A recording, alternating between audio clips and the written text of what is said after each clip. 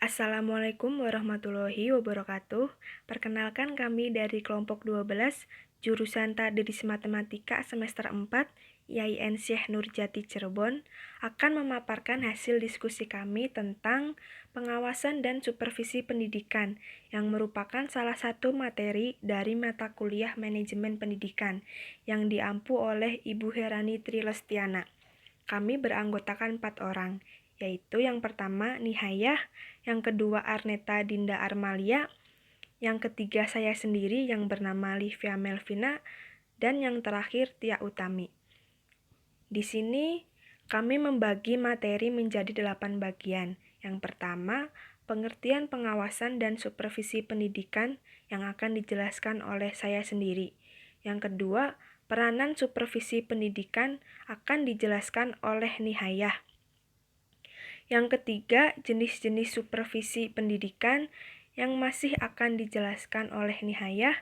Yang keempat, tujuan supervisi pendidikan akan dijelaskan oleh Arneta Dinda Armalia. Yang kelima, tipe-tipe pengawasan yang masih akan dijelaskan oleh Arneta Dinda Armalia. Yang keenam, tahap-tahap proses pengawasan akan dijelaskan oleh Tia Utami. Yang ketujuh, prinsip supervisi pendidikan yang masih akan dijelaskan oleh Tia Utami. Yang kedelapan, sasaran supervisi pendidikan akan dijelaskan oleh saya sendiri. Dan di akhir nanti akan dijelaskan studi kasus yang berkaitan dengan materi kami. Silahkan ditonton dan disimak dengan baik. Langsung saja melanjut ke materi yang dimulai dari penjelasan bagian pertama, yaitu tentang pengertian pengawasan dan supervisi pendidikan.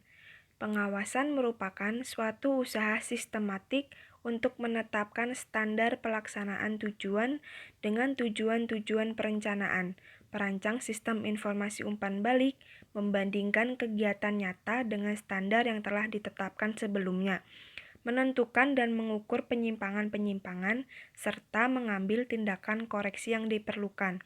Istilah supervisi berasal dari bahasa Inggris yang terdiri dari 2 akar kata, yaitu super yang artinya di atas dan vision mempunyai arti melihat. Maka secara keseluruhan, supervisi diartikan sebagai melihat dari atas. Dengan pengertian itulah, maka supervisi diartikan sebagai kegiatan yang dilakukan oleh pengawas dan kepala sekolah sebagai pejabat yang berkedudukan di atas atau lebih tinggi dari guru untuk melihat atau mengawasi pekerjaan guru. Dalam pengertian lain, supervisi adalah suatu aktivitas pembinaan yang direncanakan untuk membantu para guru dan pegawai sekolah dalam melakukan pekerjaan mereka secara efektif. Dengan demikian, hakikat supervisi pendidikan adalah suatu proses bimbingan dari pihak kepala sekolah kepada guru-guru dan personalia sekolah yang langsung menangani belajar para siswa, untuk memperbaiki situasi belajar mengajar agar para siswa dapat belajar secara efektif dengan prestasi belajar yang semakin meningkat. Di samping itu juga memperbaiki situasi bekerja dan belajar secara efektif, disiplin, bertanggung jawab, dan memenuhi akuntabilitas. Sedangkan yang melakukan supervisi disebut supervisor. Bimbingan di sini mengacu pada usaha yang bersifat manusiawi, serta tidak bersifat otoriter. Memperbaiki situasi bekerja dan belajar secara efektif, terkandung makna di dalamnya bekerja dan belajar secara disiplin, tanggung jawab, dan memenuhi akuntabilitas. Jadi seorang pendidik itu tidak hanya mendidik dan mengajar, akan tetapi dia juga harus masih belajar bagaimana cara-cara mendidik yang baik dan benar. Sehingga makna bahwa belajar tidak mengenal umur itu memang harus direalisasikan.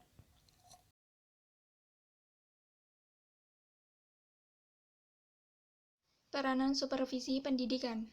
Kegiatan utama pendidikan di sekolah adalah kegiatan pembelajaran, sehingga seluruh aktivitas organisasi sekolah bermuara pada pencapaian efisiensi dan efektivitas pembelajaran. Oleh karena itu, salah satu tugas kepala sekolah adalah sebagai supervisor, yaitu mensupervisi pekerjaan yang dilakukan oleh tenaga kependidikan. Supervisi merupakan suatu proses yang dirancang secara khusus untuk membantu para guru dan supervisor dalam mempelajari tugas sehari-hari di sekolah, agar dapat menggunakan pengetahuan dan kemampuannya untuk memberikan layanan yang lebih baik pada orang tua peserta didik dan sekolah, serta berupaya menjadikan sekolah sebagai masyarakat belajar yang lebih efektif. Maka peranan supervisor adalah memberi dukungan atau support, membantu atau assisting, dan mengikut sertakan atau sharing. Selain itu, peranan seorang supervisor adalah menciptakan suasana sedemikian rupa sehingga guru-guru merasa aman dan bebas dalam mengembangkan potensi dan daya kreasi mereka dengan penuh tanggung jawab. Suasana yang demikian hanya dapat terjadi apabila kepemimpinan dari supervisor itu bercorak demokratis, bukan otokratis. Kebanyakan guru seolah-olah mengalami kelumpuhan tanpa inisiatif dan daya kreatif karena supervisor dalam meletakkan interaksi bersifat mematikan.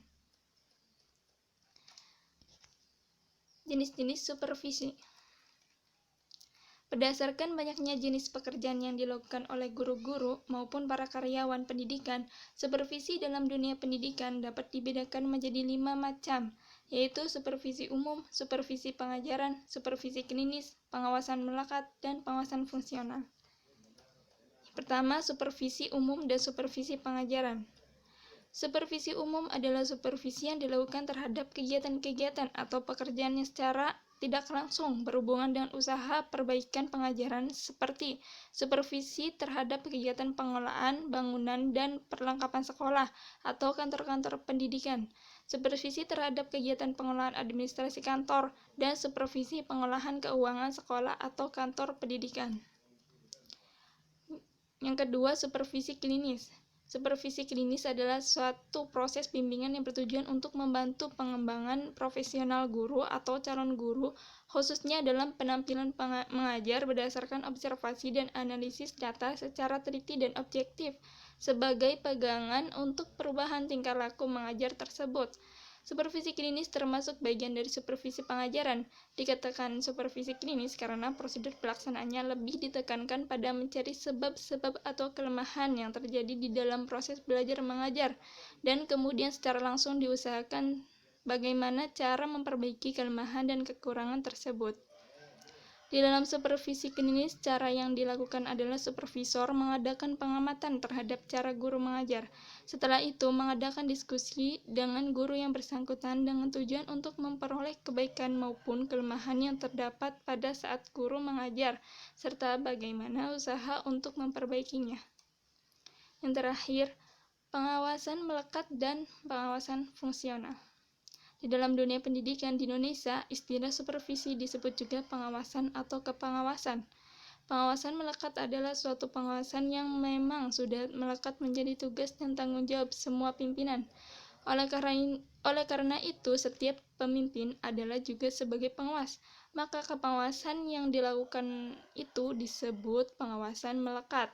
Dengan pengawasan melekat yang efektif dan efisien dapat dicegah sedini mungkin terjadinya pemborosan, kebocoran, dan penyimpangan dalam penggunaan wewenang, tenaga, uang, dan perlengkapan milik negara, sehingga dapat terbina aparat pendidikan yang tertib, bersih, dan berdaya guna.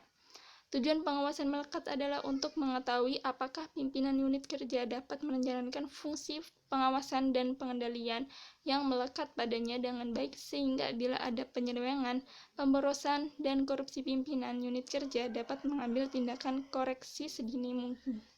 Saya Arneta Dinda Armaria akan menjelaskan yang pertama, tujuan supervisi pendidikan.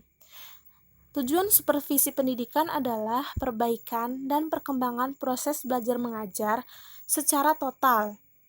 Ini berarti bahwa tujuan supervisi pendidikan tidak hanya untuk memperbaiki mutu mengajar guru, tetapi juga membina pertumbuhan profesi guru, termasuk di dalamnya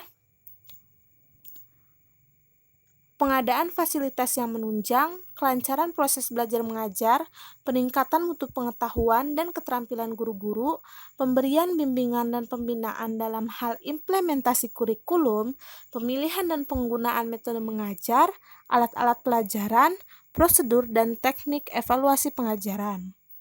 Nah, supervisi yang baik mengerahkan perhatiannya pada dasar-dasar pendidikan dan cara-cara belajar serta perkembangannya dalam pencapaian tujuan umum pendidikan. Fokusnya bukan pada seorang atau sekelompok orang, akan tetapi semua orang seperti guru-guru, para pegawai, dan kepala sekolah lainnya adalah teman sekerja yang sama-sama bertujuan mengembangkan situasi yang memungkinkan terciptanya kegiatan belajar mengajar yang baik secara rasional. Nah, selanjutnya saya akan menjelaskan tipe-tipe pengawasan. Tipe-tipe pengawasan itu ada 3. Yang pertama, pengawasan pendahuluan. Yang kedua, pengawasan konkuren. Dan yang ketiga, pengawasan umpan balik atau feedback control. Apa sih yang dimaksud dengan tipe-tipe pengawasan tersebut? Yang pertama, pengawasan pendahuluan. Pengawasan ini dirancang untuk mengantisipasi masalah-masalah atau penyimpangan-penyimpangan dari standar atau tujuan dan memungkinkan koreksi dibuat sebelum suatu tahap kegiatan tertentu diselesaikan. Pengawasan ini akan lebih efektif bila manajer mampu mendapatkan informasi yang akurat dan tepat pada waktunya tentang perubahan-perubahan dalam lingkungan atau tentang perkembangan tujuan yang diinginkan. Yang kedua ada pengawasan konkuren. Pengawasan konkuren ini sering disebut dengan pengawasan ya atau tidak, atau screening control atau berhenti terus, dilakukan selama suatu kegiatan berlangsung. Nah, tipe pengawasan ini merupakan proses di mana aspek tertentu dari suatu prosedur harus disetujui dahulu, atau syarat tertentu harus dipenuhi dulu sebelum kegiatan-kegiatan bisa dilanjutkan. Dan yang terakhir ada pengawasan umpan balik atau feedback control. Pengawasan ini mengukur hasil-hasil dari suatu kegiatan yang telah diselesaikan, sebab-sebab penyimpangan dari rencana atau standar yang ditentukan, dan penemuan-penemuan ditetapkan untuk kegiatan-kegiatan serupa di masa yang akan datang. Pengawasan ini bersifat historis. Pengukuran dilakukan setelah kegiatan terjadi.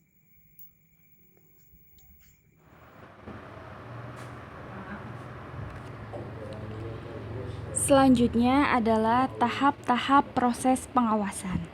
Proses pengawasan menurut T. Hani Handoko terdiri dari 5 tahap. Tahapan-tahapannya adalah: tahapan pertama dalam pengawasan adalah penetapan standar pelaksanaan. Standar mengandung arti sebagai suatu satuan pengukuran yang dapat digunakan sebagai patokan untuk penilaian hasil-hasil. Tujuan, sasaran, kuota, dan target pelaksanaan dapat digunakan sebagai standar. Setiap tipe standar tersebut dapat dinyatakan dalam bentuk-bentuk hasil yang dapat dihitung. Hal ini memungkinkan manajer atau dalam pendidikan, yakni kepala sekolah, untuk mengkomunikasikan pelaksanaan kerja yang diharapkan kepada bawahan secara lebih jelas, dan tahapan-tahapan lain dalam proses perencanaan dapat ditangani dengan lebih efektif. Tahapan yang kedua yakni penentuan pengukuran pelaksanaan kegiatan. Penetapan standar adalah sia-sia bila tidak disertai berbagai cara untuk mengukur pelaksanaan kegiatan nyata.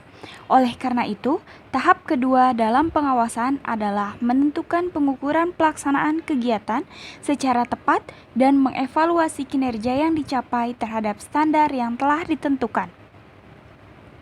Tahap yang ketiga yakni pengukuran pelaksanaan kegiatan. Setelah frekuensi pengukuran dan sistem monitoring ditentukan, pengukuran pelaksanaan dilakukan sebagai proses yang berulang-ulang dan terus-menerus. Ada berbagai cara untuk melakukan pengukuran pelaksanaan, yaitu Yang pertama pengamatan, yang kedua laporan-laporan, baik lisan dan tulisan. Yang ketiga metode-metode otomatis. Yang keempat inspeksi pengujian tes atau dengan pengambilan sampel. Yang kelima yakni banyak perusahaan sekarang mempergunakan pemeriksa intern atau internal auditor sebagai pelaksana pengukuran. Tahap keempat yakni pembandingan pelaksanaan dengan standar dan analisa penyimpangan. Tahap kritis dari proses pengawasan adalah pembandingan pelaksanaan nyata dengan pelaksanaan yang direncanakan atau standar yang telah ditetapkan. Walaupun tahap ini paling mudah dilakukan, tetapi kompleksitas dapat terjadi pada saat menginterpretasikan ataupun deviasi. Penyimpangan-penyimpangan harus dianalisa untuk menentukan mengapa standar didapat tidak tercapai. Pembuatan keputusan menunjukkan bagaimana pentingnya hal ini untuk mengidentifikasi penyebab terjadinya penyimpangan. Tahapan yang kelima yakni pengambilan tindakan koreksi bila diperlukan.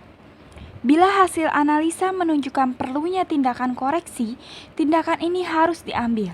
Tindakan koreksi dapat diambil dalam berbagai bentuk.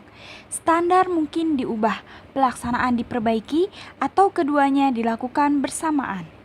Tindakan koreksi mungkin berupa mengubah standar mula-mula, barangkali terlalu tinggi atau terlalu rendah, mengubah pengukuran-pengukuran pelaksanaan, inspeksi terlalu sering frekuensinya atau kurang, atau bahkan mengganti sistem pengukuran itu sendiri.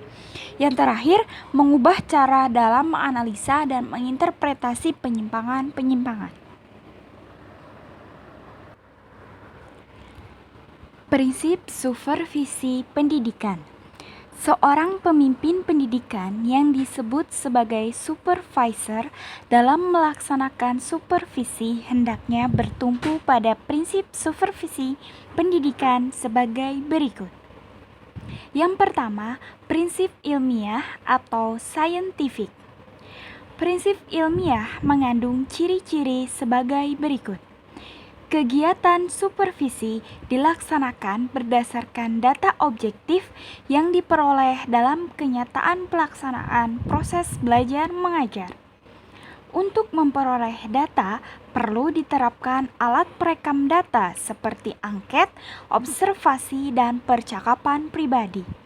Setiap kegiatan supervisi dilakukan secara sistematis, berencana, dan kontinu. Prinsip demokratis. Prinsip demokratis mengandung makna menjunjung tinggi harga diri dan martabat guru, bukan berdasarkan atasan dan bawahan, akan tetapi berdasarkan rasa kesejawatan. Servis dan bantuan yang diberikan kepada guru berdasarkan hubungan kemanusiaan yang akrab dan kehangatan, sehingga guru-guru merasa aman untuk mengemban tugasnya. Yang ketiga, prinsip kerjasama. Mengembangkan usaha bersama atau menurut istilah supervisi, sharing of idea and sharing of experience, yaitu memberi support, mendorong, menstimulasi guru sehingga mereka merasa tumbuh bersama. Yang keempat, prinsip konstruktif dan kreatif. Setiap guru akan merasa termotivasi dalam mengembangkan potensi kreativitas. Kalau supervisi mampu menciptakan suasana kerja yang menyenangkan, bukan dengan cara yang menakutkan. Supervisi juga harus berpegang teguh pada Pancasila yang merupakan prinsip asasi dan merupakan landasan utama dalam melaksanakan tugas dan kewajiban. Di samping prinsip yang telah disebutkan, prinsip pendidikan juga dapat dibedakan antara prinsip positif dan prinsip negatif yang dapat diuraikan sebagai berikut. Prinsip positif adalah prinsip-prinsip yang patut diikuti. Contohnya yaitu supervisi harus konstruktif dan kreatif. Supervisi harus lebih berdasarkan sumber kolektif kelompok daripada usaha-usaha supervisor itu sendiri. Supervisi harus didasarkan atas hubungan profesional, bukan atas dasar hubungan pribadi. Supervisi harus dapat mengembangkan segi-segi kelebihan pada yang dipimpin. Supervisi harus dapat memberikan perasaan aman pada anggota-anggota kelompoknya. Supervisi harus progresif. Supervisi harus didasarkan pada keadaan yang real dan sebenarnya. Supervisi harus sederhana dan informal dalam pelaksanaannya. Supervisi juga harus objektif dan sanggup mengadakan self-evaluation. Prinsip negatif adalah prinsip-prinsip larangan yang tidak boleh dilakukan. Contohnya yaitu supervisor tidak boleh berlaku otoriter. Supervisor tidak boleh mencari kesalahan pada guru-guru. Supervisor tidak diperkenankan memeriksa apakah peraturan-peraturan dan instruksi-instruksi yang telah diberikan dilaksanakan atau tidak. Supervisor tidak boleh menganggap dirinya lebih dari guru-guru oleh karena jabatannya. Supervisor tidak boleh terlalu banyak memperhatikan hal-hal kecil dalam cara-cara guru mengajar.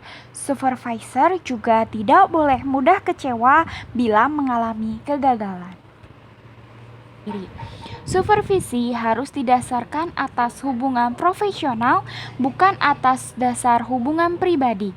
Supervisi harus dapat mengembangkan segi-segi kelebihan pada yang dipimpin. Supervisi harus dapat memberikan perasaan aman pada anggota-anggota kelompoknya. Supervisi harus progresif. Supervisi harus didasarkan pada keadaan yang real dan sebenarnya.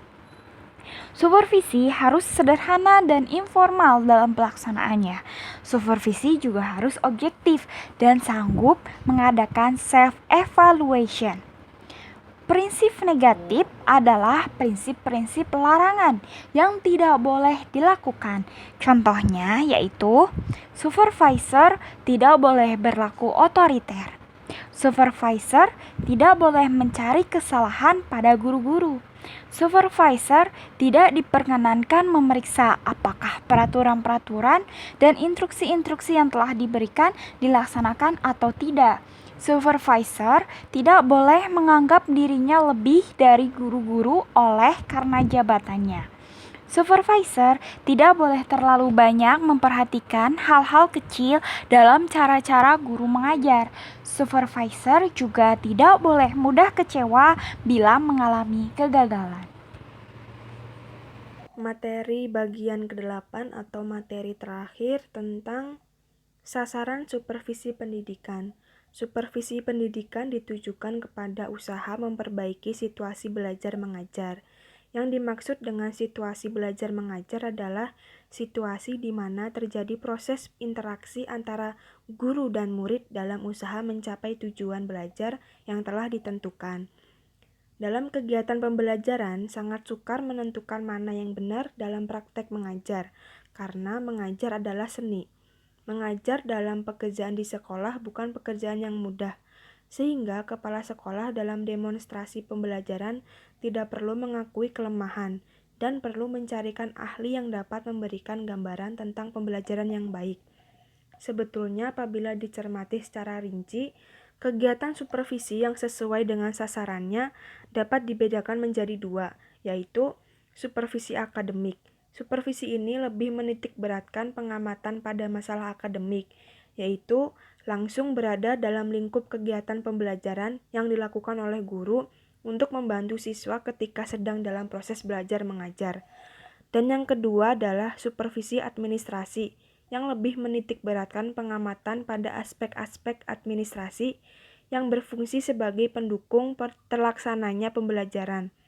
Di samping dua macam supervisi yang disebut dengan objeknya atau sasarannya, ada lagi supervisi yang lebih luas, yaitu supervisi lembaga dan akreditasi. Yang membedakan antara kedua hal tersebut adalah pelaku dan waktu dilaksanakannya. Baik, ke-8 bagian dari materi pengawasan dan supervisi pendidikan sudah kami jelaskan satu persatu. Sekarang untuk studi kasus silakan ditonton video yang akan kami tayangkan atau bisa dilihat di link yang sudah kami cantumkan.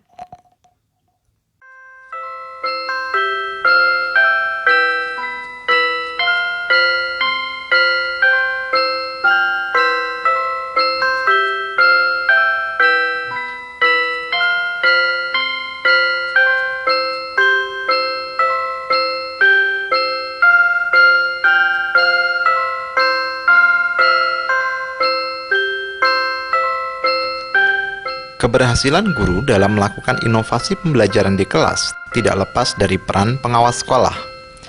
Pelaksanaan supervisi oleh pengawas sekolah dengan suasana kolegial, alami, santai atau informal, tetapi fokus, menarik dan menantang, memberikan kenyamanan bagi guru untuk mengembangkan kompetensi akademik dan kompetensi profesionalnya. Dampaknya, para guru berani melakukan perubahan dan kreativitas di dalam memfasilitasi pembelajaran. Berikut adalah cuplikan film pendampingan yang dilakukan pengawas dalam melakukan supervisi kelas, dimulai dari kegiatan persiapan, pelaksanaan, dan pasca pembelajaran. Gimana Bunda pembelajaran saya tadi Bunda? Bagus sekali Bu Adi. Saya tuh merasa banyak yang kurang loh Bunda dalam pembelajaran tadi. Tadi Ibu kan sudah membagikan permen dengan merek-merek yang berbeda. Ini termasuk kreatif loh Ibu membentuk kelompok belajar. Maksudnya apa tadi? Ya Bunda, saya ingin mengubah suasana baru dalam pembentukan kelompok. Sebelumnya kan hanya kelompok 1, kelompok 2 gitu lah ini. Dengan saya memilih permen-permen agar siswa berkelompok sesuai dengan merek permen, dan merek permen tersebut saya gunakan sebagai nama kelompok. Mungkin ini ada warna baru dalam pembentukan. Bagaimana perasaan Ibu setelah melakukan pembelajaran tadi?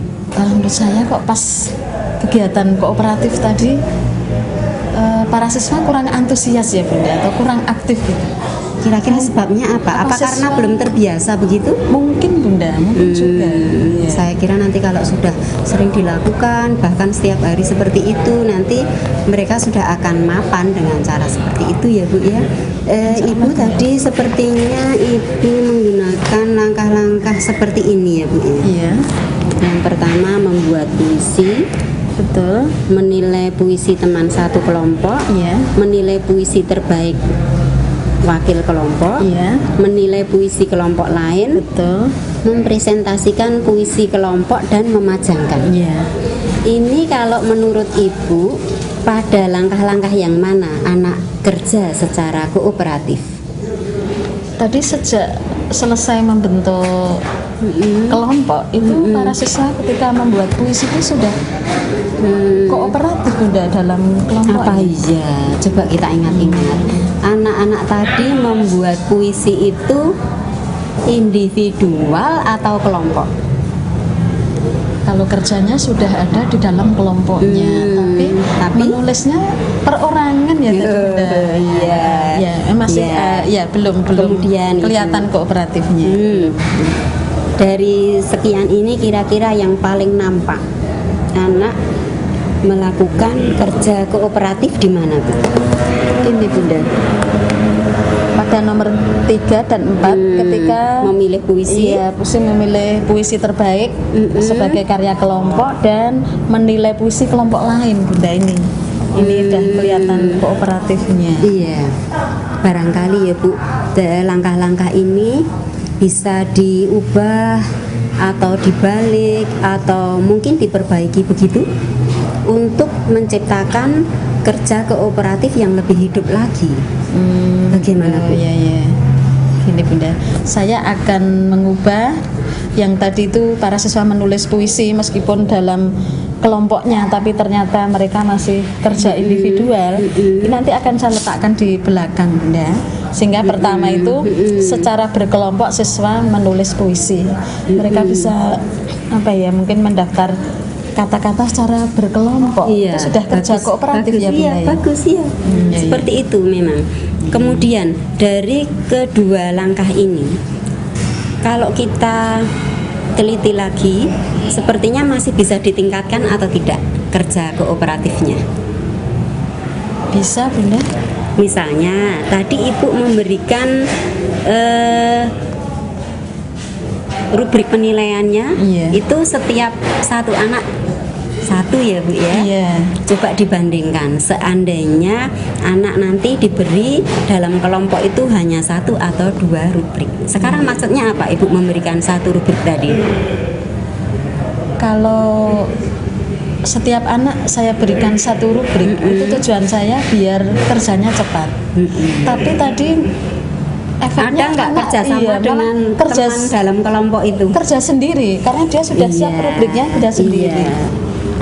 Disitulah kan nanti mungkin bisa ditingkatkan tidak seandainya nanti dalam kelompok itu anak diberi satu rubrik atau mungkin dua, jadi bisa kerjasama dengan yang lain.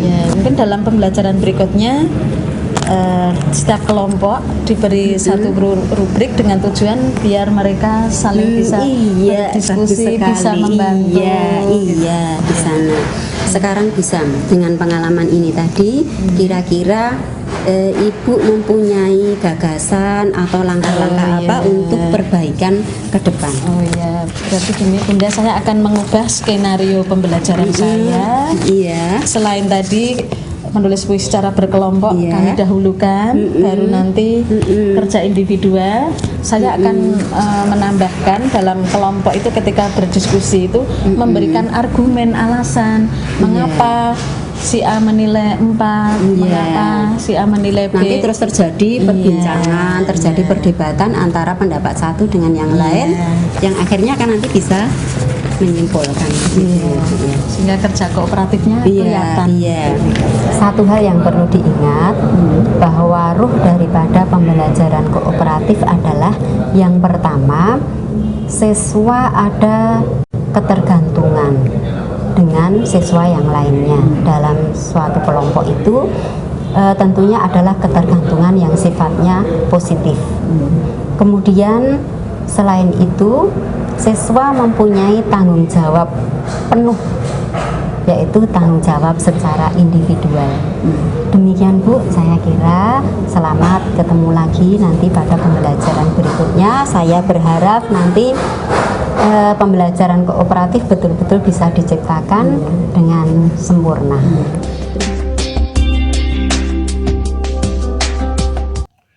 Di sini saya akan menjelaskan video studi kasus tersebut.